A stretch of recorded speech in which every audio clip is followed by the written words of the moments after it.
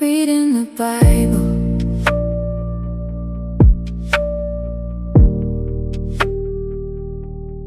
Reading the Bible. Hello, and welcome to another episode of Sewing and Scripture. We will be getting into our video in just a moment. However, I do ask that if you are enjoying these videos, please hit that like button. Make sure you're subscribed and ring that notification bell. Remember, you're not going to be notified when these videos are released unless you ring that bell. In addition, if you are enjoying these videos and would like to support the channel further, we do have our Etsy store. I'll place that link here on the screen and in the description down below. If you are looking for other ways to support the channel, but aren't interested in purchasing something from the Etsy store, you can go ahead and buy me a cup of coffee. I'll go ahead and place that link here on the screen as well, and again in the description down below. Now let's begin Ezra, chapter 4. When the enemies of Judah and Benjamin heard that the exiles were building a temple for the Lord, the God of Israel.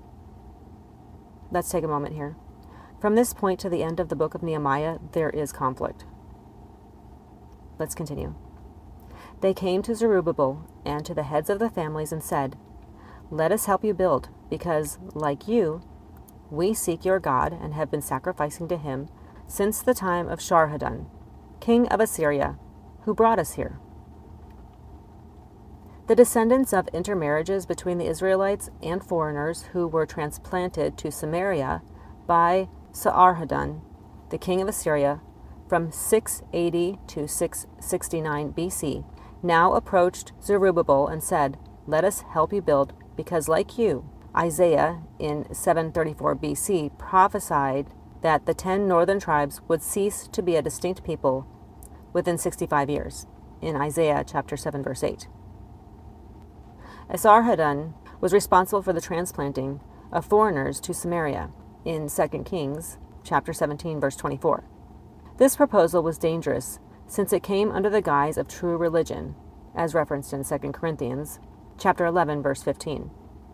The procedure by the Assyrians effectively stifled a nationalistic spirit and created a mixed religion.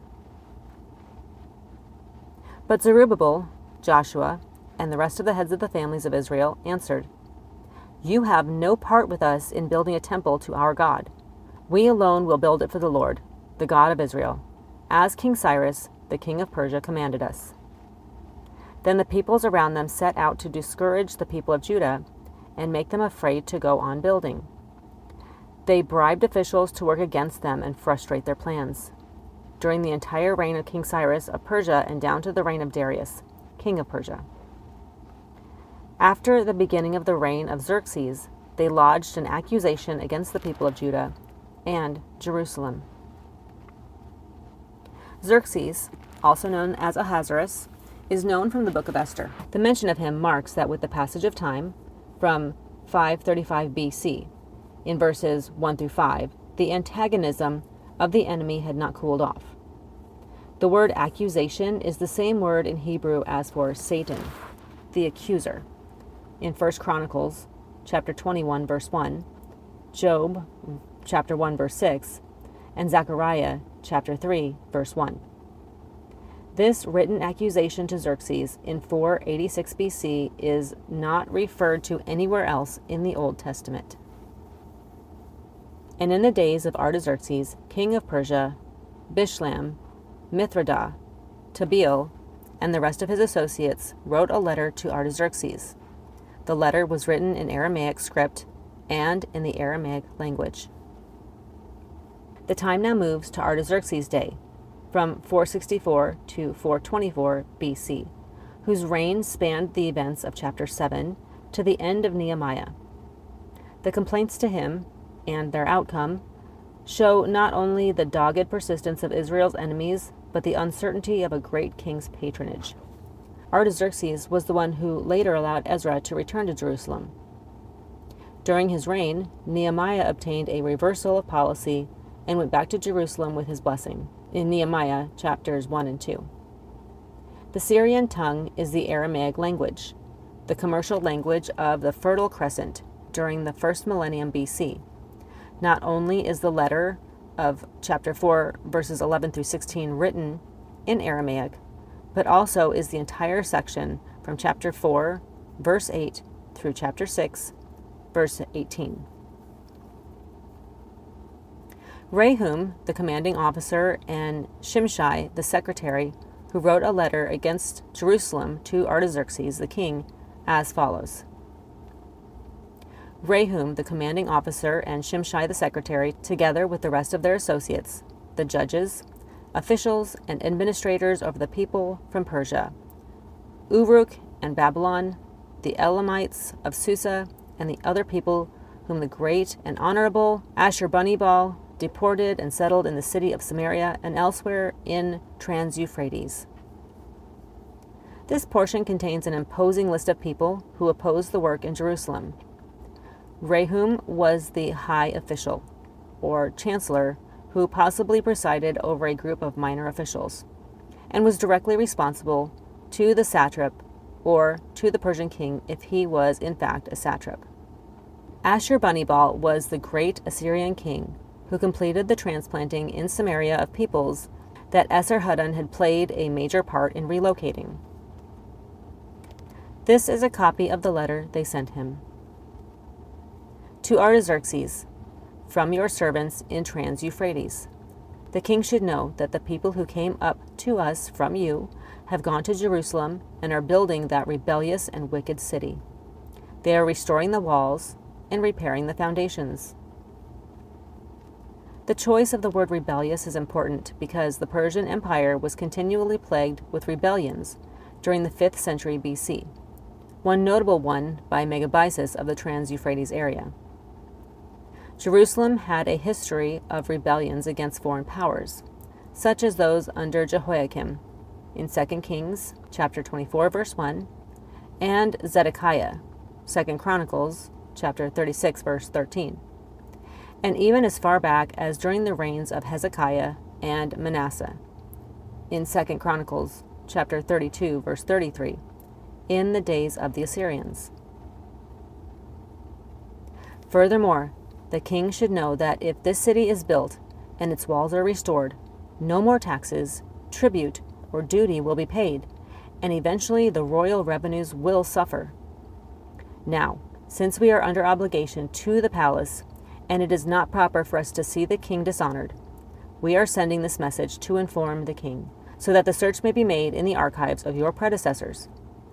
In these records, you will find that this city is a rebellious city, troublesome to kings and provinces, a place with a long history of sedition. This is why this city was destroyed. We inform the king that if this city is built and its walls are restored, you will be left with nothing in Trans-Euphrates.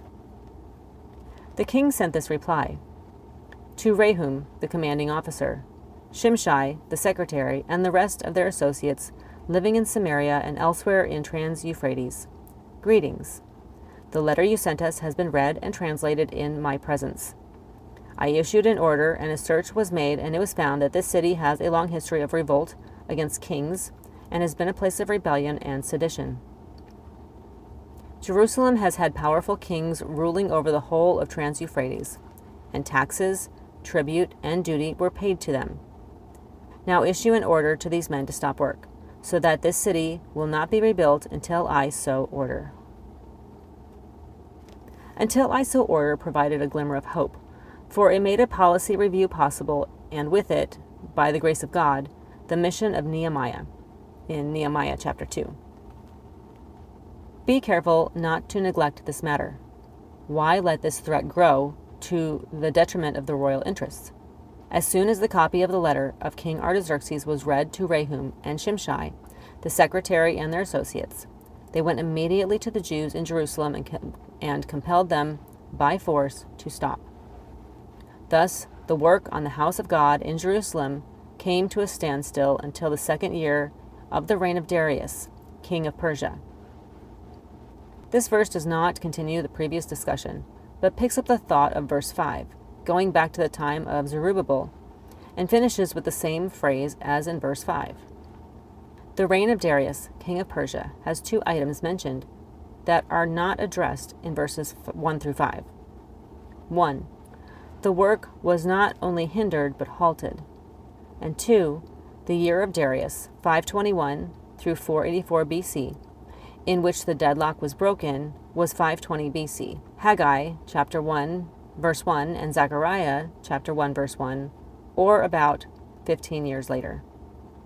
Thank you for joining us for today's video.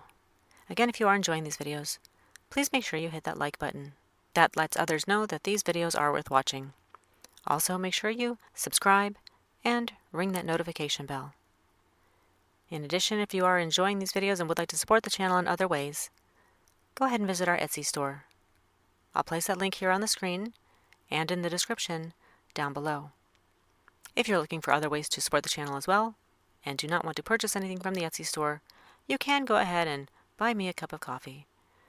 I'll place that link here on the screen, and again, down in the description below. We thank you for your support in any way, even if it's just a simple like and share.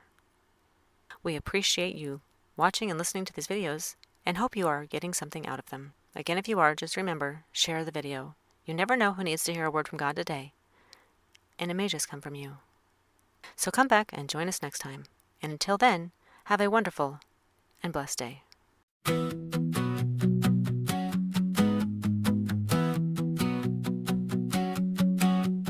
Hey, hey, all my praise to the King of all days. Hey, hey, through the good and the bad, I declare to you, Lord, my heart will be glad. Shout, shout through the storms coming. I will always take refuge in Him. Let the seas rage and the fires burn. To you, oh Lord, I will always turn. So let's shout of the glory of God's great love. Let's jump and show the world what Jesus has done. His blood was spilled so we wouldn't burn. So I ask you now, do you love Him in return?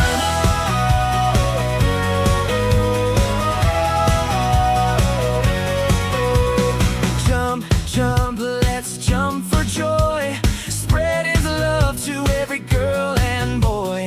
Jump, jump, let people see. In Jesus Christ there is victory. So let's shout of the glory of God's great love. Let's jump and show the world what Jesus has done. His blood was spilled so we wouldn't burn. So I ask you now, do you love Him in return?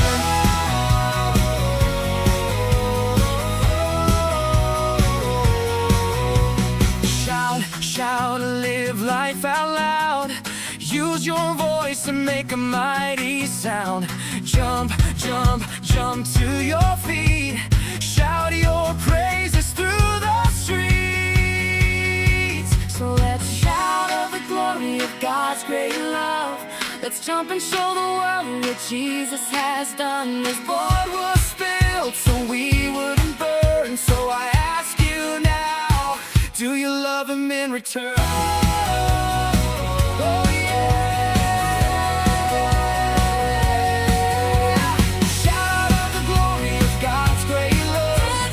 It's jumping from the world what Jesus has done. His blood was spilled so we wouldn't burn. So I ask you now, do you love Him in return?